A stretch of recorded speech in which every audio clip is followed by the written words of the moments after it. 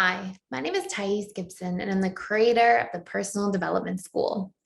This is your daily breakthrough video, and in this video, I'm going to talk to you a little bit about some steps you can take, 6 steps specifically that you can take if you are on the receiving end of your fearful avoidant partner or loved one being very hot and cold, okay? And for the sake of this video specifically, because the steps would change, and please let me know in the comments if you want to see different versions of this, the steps would change based on what stage of the relationship you're at. So if you're like in the stability stage of a relationship versus the dating stage, for the sake of this video, we are just going to talk about the dating stage first and foremost, okay? So this assumes that you're, getting to know them, you're still in that vetting stage, you haven't made like a commitment to the relationship yet. And you haven't, determined that you're going to be in an exclusive relationship. So with that being said, the very first thing you want to do is when a fearful avoidant is going from hot to cold, when they're in that cold side or that cycle of being cold and distant, the very first thing you want to do is give that extra space. Generally, fearful avoidants, when they are in that cycle, are burnt out. That tends to be one of the biggest reasons they're like that. The other biggest reason that's a very close second is that the fearful avoidant went from being activated to deactivated because they saw an incongruency in the relationship where there was a change in a pattern or they had an unmet need or something like that, and it triggered them. And particularly in the dating stage, a fearful avoidant is not that likely to communicate about this. Later on, once there's like a monogamous commitment or things like that, fearful avoidants tend to like open up more and feel more emotionally flustered and have a harder time holding things in. So things will sort of come out in one way or another, but you may see the fearful avoidant withdrawing because something has triggered them or upset them. So the first thing you want to do is give that space. It's the best thing to do as a whole, no matter what, because it gives the fearful avoidant time to kind of like work through their feelings, or if it's coming from a place of just being burnt out and overwhelmed by life and they're just kind of withdrawing or retreating into themselves. In either occasion, it allows them to like kind of come back to center, which is going to be the most productive place to have a conversation from. During that time, step 2 is what you're going to want to do is do some self-soothing work and set an internal deadline. Like take some time to take inventory and ask yourself, like, how much is this affecting me in my life and relationship? How much do I need this to change to continue to participate in this relationship? Is this happening just like every so often, or is this happening all the time and it's causing a lot of turbulence in your life and sort of creating like a bit of a roller coaster?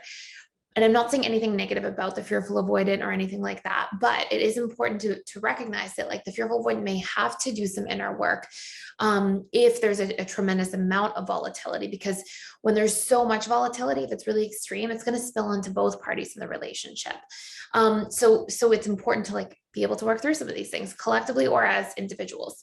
So you want to set the internal deadline and really like introspect, like how long am I willing to keep seeing the pendulum move from hot and cold? And also it's a really important opportunity.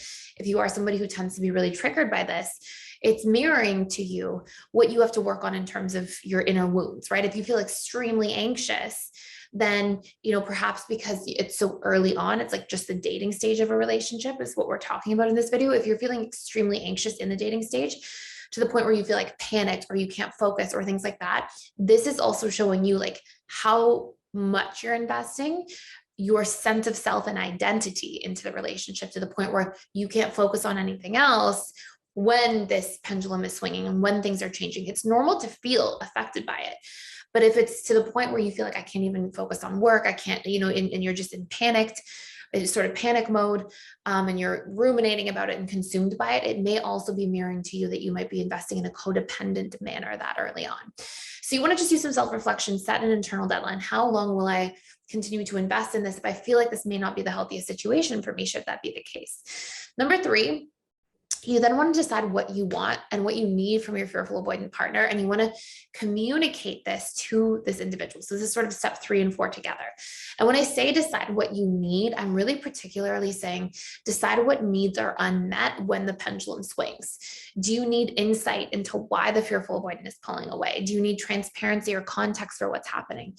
Do you need more consistency in the relationship? And you want to hear that even though your fearful avoidant partner may be imperfect at this, that they're willing to work towards that in the future. So you want to get really clear about what you need and you want to communicate these things to your partner.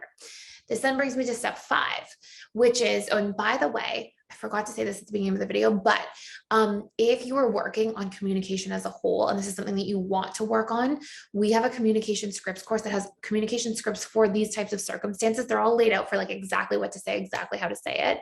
And you can check that out for free for 14 days. You can print it off. You can have it there with you. There's like 60 different versions for all these different attachment style pain points we can run into with different attachment styles, and like how to communicate in a way that works for who you're communicating to, like with that attachment style specifically. But you can check that out for free. Our communication scripts course for free. It's all for 14 days. It's only for this month because it's mental health month. And it gives you time to like really come in and like check some stuff out, do some courses, and gain value from that experience without having to like commit to something further if you're not able to at this time.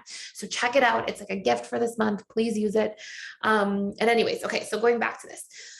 So we're at communicator needs. And then the next step, step 5, is you want to be able to see your needs through and practice seeing those needs through, like practice like bringing up to the fearful avoidant again within that deadline period of time. This shouldn't be like a forever thing. You should ideally be looking to see the needle move in that period of time. You want to say it to the fearful avoidant, like, look, you know, you're pulling away and I understand you need space, but I need you to communicate to me. I need you to give me that insight or transparency or context or whatever it was that you identified as what you need in those situations from that earlier step that we just discussed. So really important to like see those needs through, kind of hold your FA partner accountable. It's good for their growth as well, because it's important for the FA to notice like how that pendulum swinging affects the people they're in relationships with. It forces them to take greater accountability for their own emotional regulation, which is very healing for FAs.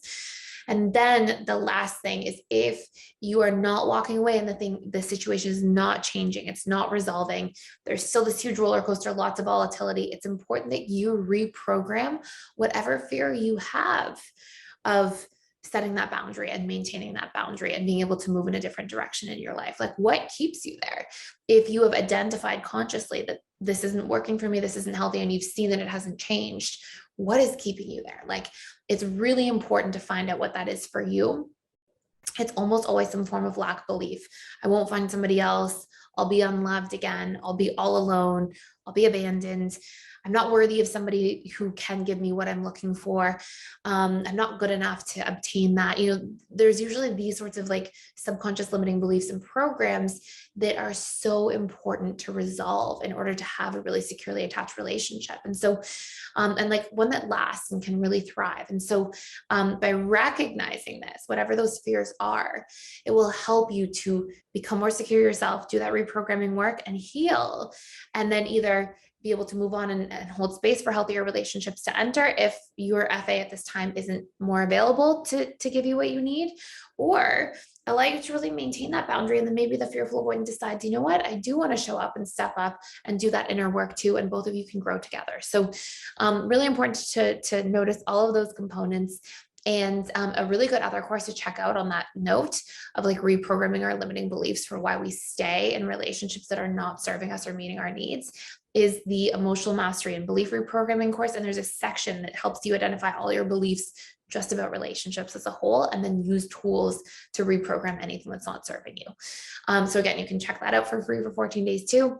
And that's it for today. Please like, share, and subscribe if you haven't already to this channel. Let me know if you want to see further details or more videos about this sort of dynamic, but perhaps in different stages of relationships, like why the FA is hot and cold in the stability stage or in the honeymoon stage or things like that.